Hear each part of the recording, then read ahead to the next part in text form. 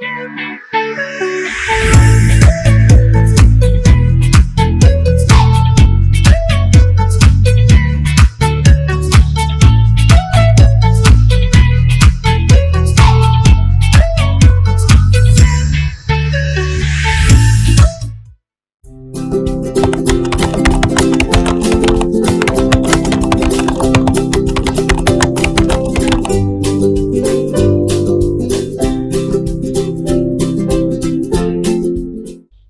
we'll look at how to distribute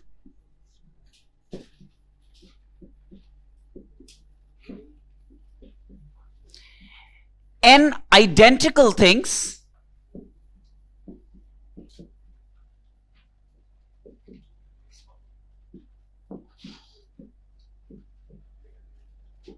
amongst our people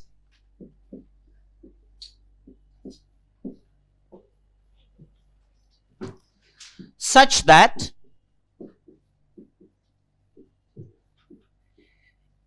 each person gets at least one thing.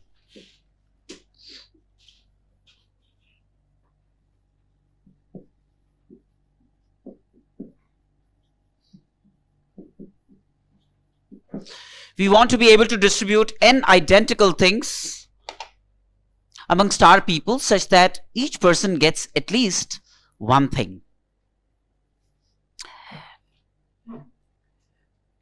Which is to say, suppose there are 4 identical things. T, T, T, T. These are the 4 identical things, right? And there are 2 people, P1 and P2. Now, what you need to really understand is what it means by the mode of distribution of identical things. When I talk of the mode of distribution of these 4 identical things, then what it really means is where each person getting at least one. Then the various ways in which I could distribute these 4 identical things would be, I might want to give 1 thing to person 1 and 3 things to person 2. That's one mode of distribution of the 4 identical things, right? It's not which of these 4 things is obtained by P1 or P2, it's the numbers each one gets because the things are identical. So this is one way to distribute the 4 identical thing. 1 to P1, 3 to P2, 2 to P1, 2 to P2, 3 to P1 and 1 to P2. So how many ways can I distribute these 4 identical things to 2 people? 1, 2, 3. 3 ways, right? So this is what I mean. If I have n identical things and there are people vying for those n identical things, what are the various modes in which these n identical things could be delegated to our people, right? Now,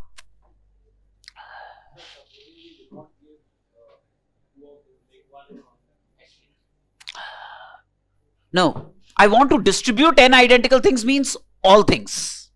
Then it would be like distribute n things or n minus 1 things or n minus 2 things or n minus 3 things or 1. Then each of those would be different cases. This is like n things and I want to give them away to 3 people. That's a problem that I am addressing. But if you say, well, no, I want to give away only n minus 1, for example, then with the previous problem, replace n by n minus 1. So that's another set of possibilities. And then you say, okay, I don't want to give n minus 1, I want to give n minus 2. Then in the mother problem, replace n by n minus 2. Then you are delegating n minus 2 things. Yes or no? You know what I'm saying? So we have n identical things to be delegated to our people. All the things be delegated. All the things be delegated such that each person gets at least one thing. No one is deprived, completely deprived. Okay.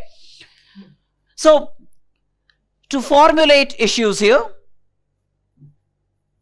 let's say designate the R people by P1, P2, P3, PR. These are the R people. P1, P2, P3, PR. Right?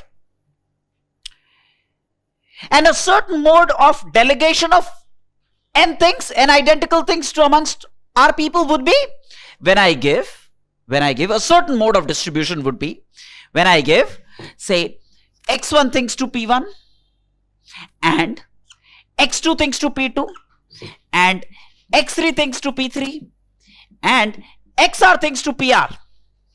Such you'll have to give all you'll give of the total number of things you're giving x1 things to this, x2 things to this guy, x3 things to this guy, xr things to this guy, such that all these things should consume the n identical things, right? Such that all the n identical things get consumed in this distribution. Yes or no? The n identical things given to our people, one mode of distribution would be giving x1 to p1, x2 to p2, x3 to p3, xr to pr, such that all of them add up to n. This is one way to distribute. Now, essentially, this represents all ways to distribute because, see, I can have different sets of x1, x2, xr satisfying this condition, where if I have to make sure that each person gets at least one thing, then these xi's are limited in the sense that each of these xi's must be natural numbers, must be merely natural numbers. They can't be whole numbers because xi's are not zero. If xi becomes zero, then the ith person gets nothing. But I'm not allowing that to happen. In this mode of distribution, in a simplistic manner, I'm making sure that any person I is getting at least one thing. So if this condition is built in, that means xi's are natural numbers, then they would at least be 1. They'll start from 1 onwards, right? So x1 things given to p1, x2 things given to p3, p2, x3 to p3, xr to pr, all of them all the n things get consumed this way, where xi's have to be natural number. Now every set x1, x2, x3, xr that adds up to n, every set of natural numbers x1, x2, x3, xr that add up to n will be one mode of distribution. That would be one mode of distribution. The question is, how many sets of x1, x2, xr add up to n where xi's are natural number? That would be the number of modes in which the delegation or distribution could take place, right? So, in principle, what am I trying to find? To address the given problem, I'm trying to find the number of natural number solutions to this equation. Every natural number solution to this equation would be one mode of distribution of n identical things. So the total number of natural number solutions to this equation will give me the total number of ways in which the n identical things could be given to our people, with each person getting at least one thing. Yes or no? Suppose there are two people, P1 and P2, and there are 10 things you have to distribute to P1 and P2 such that each gets at least one. Then give x1 to P1 and give x2 to P2, where x1 and x2 are natural numbers and they must add up to 10, right? Now, so one mode of distribution could be x1 is 1 and x2 is 9. x1 is 2, x2 is 8, x1 is 3, 7, 9, 1. These are the different modes of distribution of the 10 things to the two people. But what does each represent? Each represents a natural number solution to this equation. So these are the sum total of the total natural number solutions to the mother equation, right? So how many natural number solutions? 9 natural number solutions, right? One way, second way, third way, ninth way. 9 ways. So there are 9 ways in which you could distribute 10 identical things to two people, P1 and P2. So essentially what it boils down to finding the number of natural number solutions to this equation. Yes or no? Right? So in this case also, the whole problem revolves around then finding the number of natural number solutions to this equation. That will be the number of ways in which the n identical things could be given to our people. Is that all right or not all right? It's all right. Okay.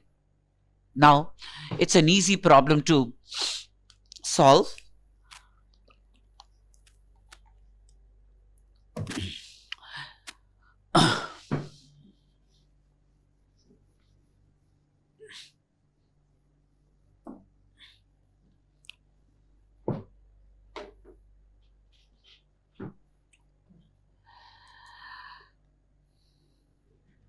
See, the n things that we have here.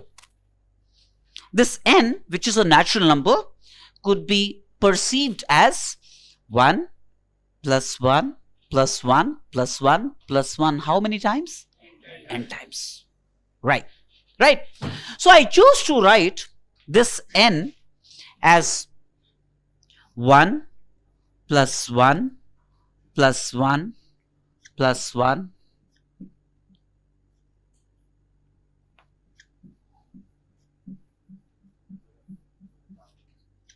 n times. N ones involved. How many ones? N ones involved in this summation. 1 plus 1 plus 1 plus 1 plus 1 n times. There are n ones that would constitute this sum. Right?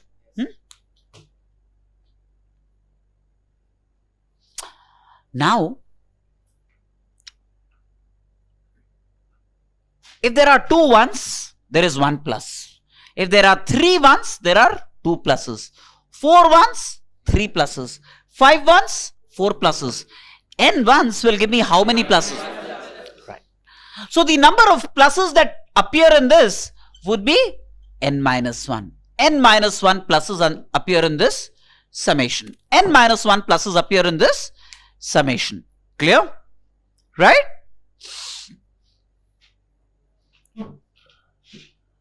Now,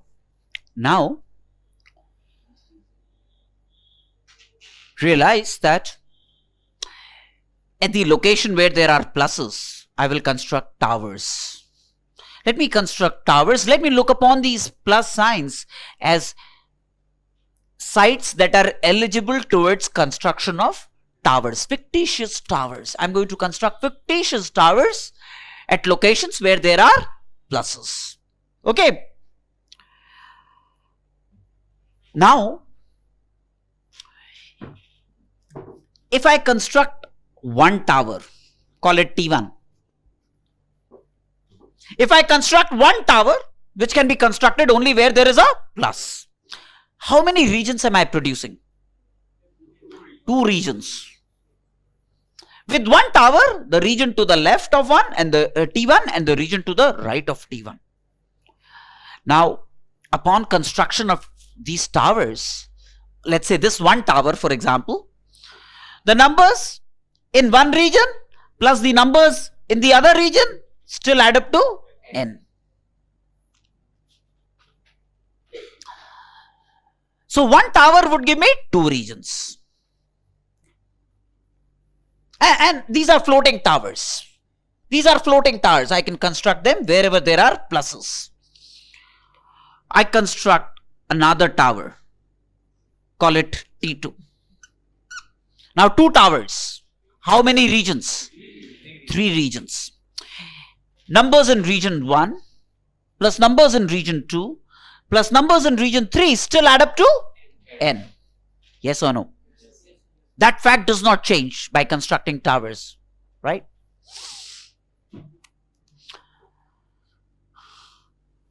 I construct another tower, 3 towers. How many regions? 4 regions. This plus this plus this plus this still add up to n, right? So with one tower, 2 regions. With 2 towers, 3 regions. With 3 towers, 4 regions. With r minus 1 towers, I'll be able to r regions, right? So with r minus 1 towers, creating r regions.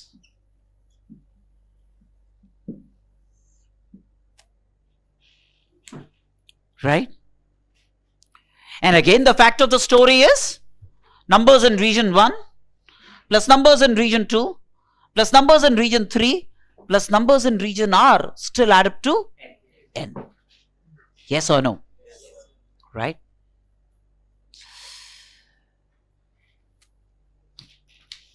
Now,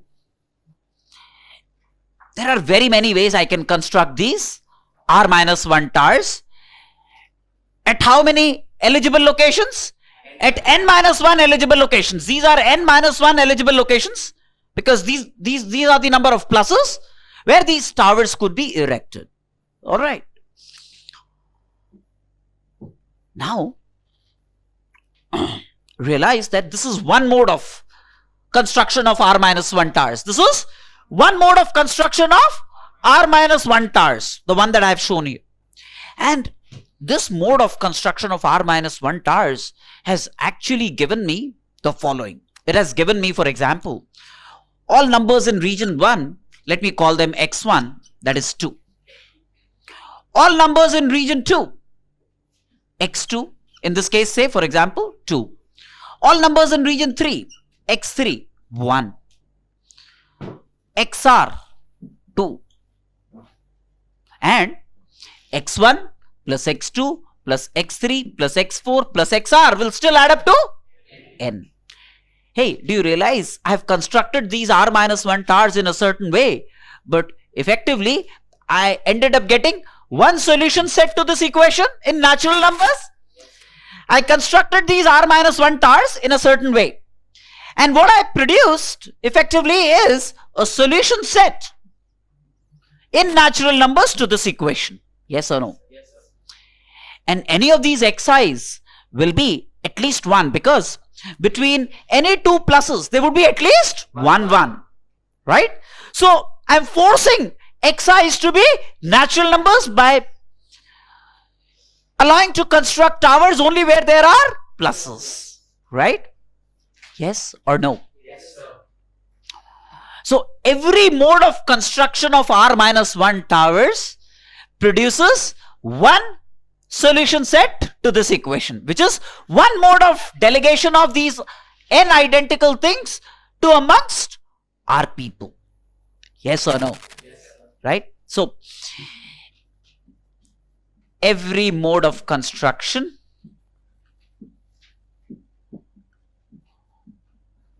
of R minus 1 tars gives a natural number solution to equation 1.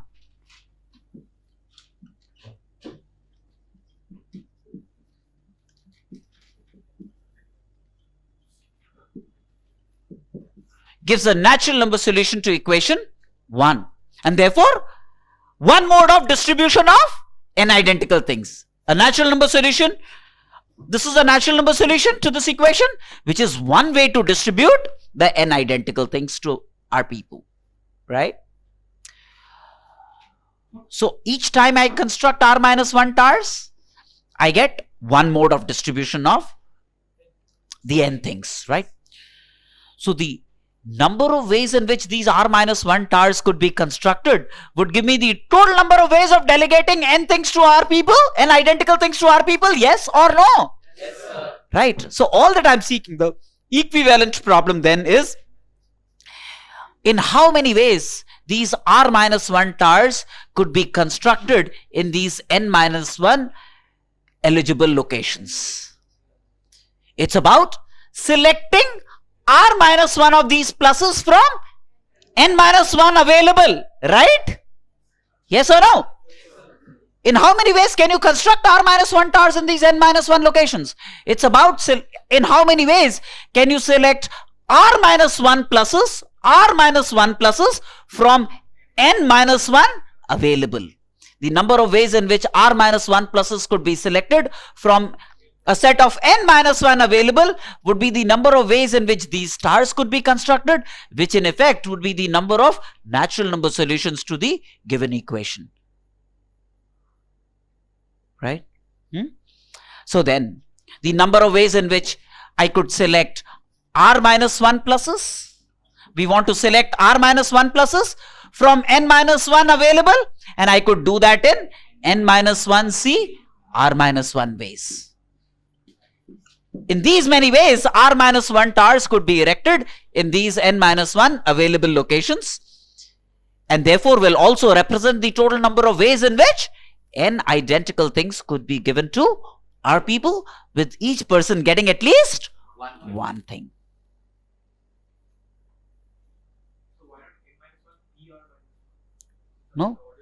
No, it's not the order which is important. You just need to select the towers, pluses. You just want to select. I mean, see, I could have first constructed T3. See, if T3 comes here and T1 goes there and T2, TR minus 1 comes here and T2 goes there, will the solution set change? No. These again are identical towers. Even though I'm calling them T1, T2, T3, they are actually T, T, T, T.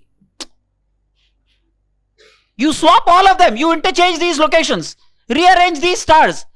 Will it give you a different solution set? It will still give you the same solution set. So you are only selecting r minus 1 pluses from n minus 1 available so as to create r partitions. This is one partition. All numbers here consolidate to x1. This is the second partition. All numbers here in the second region consolidate to x2, and so on and so forth, giving you the natural number solution to the equation. How's that? Right? Now, so simple. If there are n identical things to be given to r people, such that each person gets at least one, then the number of ways in which you could do is n minus 1c r minus 1 base. Right? Now, let me get into a filthier world where we'll deprive people. Okay, where we'll say, all right, it's a world of competition. One or more of these could get 0 things. Say now, I say xi's are not natural numbers but are whole numbers. And we'll get really ugly when we start saying, okay, you know, when these xi's could be negative, that means we'll start taking things from people. We'll redefine the problem then, but for the time being, let's solve the problem where I allow a person to get nothing. Right? That means these xi's, the same formulation. That means person 1 gets P1, person 2 gets P2, x1, x2, person 3 gets x3, person r gets xr. They still would add up to n, but I'll say in a certain solution, in a certain mode of distribution, x1 could be 0, for example. x3 could be 0, for example. Those are allowed now. That means now a solution to this equation in which the xi's are whole numbers is permissible. So now I change the problem a little bit. This then is not allowed. This is not the way I'm going to construct ours, because this will force everyone to get at least one thing, right? I'm now looking at this situation where xi's could be whole numbers. Not natural numbers, but whole numbers. So I'm seeking the number of whole number solutions to this equation. Yes or no? Next, I'm seeking number of whole number solutions to this equation. How many whole number solutions exist for this equation? Clear? Now,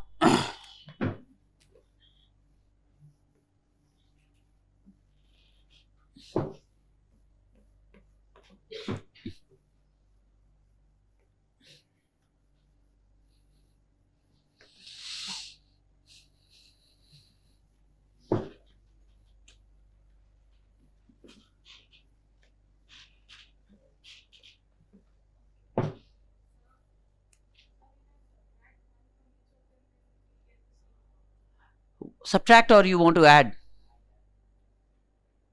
Okay, let's see. You'll realize what I'm saying. Amongst our people, just a general thing now. So when I just say distribute n identical things amongst our people, that means I'm permitting a person to get nothing. So the first person gets x1 things, the second person gets x2 things, the third person gets x3 things, the rth person gets xr things. They still add up to n. And now I'm seeking whole number solutions to this equation. So xi's are no longer natural numbers but are whole numbers. So xi's are whole numbers. So xi's will take values like 0, 1, 2. These are permissible values of xi. 0, 1, 2, etc. Right? Now, if xi is a whole number, xi plus 1 will always be a natural number. Yes or no? Yes. Isn't it? If xi is a whole number, xi plus 1 is bound to be a natural number. Right? What I do is, I add 1 to each of the xi's. I add 1 to each of the xi's such that each of these 1 plus xi I call as yi. So if xi is a whole number, yi will be a natural number. Yi will be a natural number. Yes or no? Yes. This would be my transformation from this problem to a known problem. The known problem would reduce in terms of y, would reduce to a problem in terms of yi's, which are all natural numbers, the one that we already addressed. How's that? So, 1 plus x1, 1 plus x2, 1 plus x3, 1 plus xr. How many ones have I added? R ones. So I have to add r on the right hand side. Right? 1 plus x1 I'll call as y1. 1 plus x2 I'll call as y2, and so on and so forth.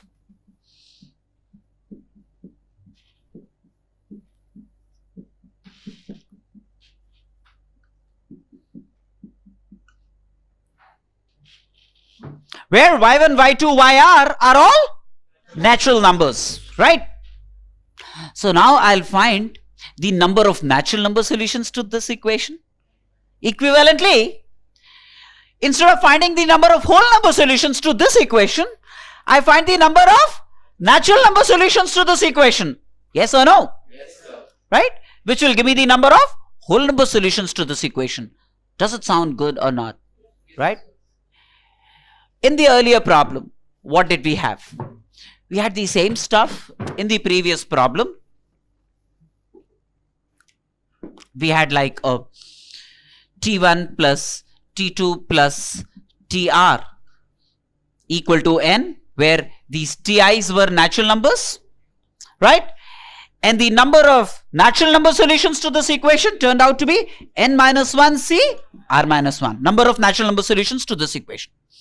The number of natural number solutions to this equation will be the same as that, except that R is replaced by N plus R, isn't it?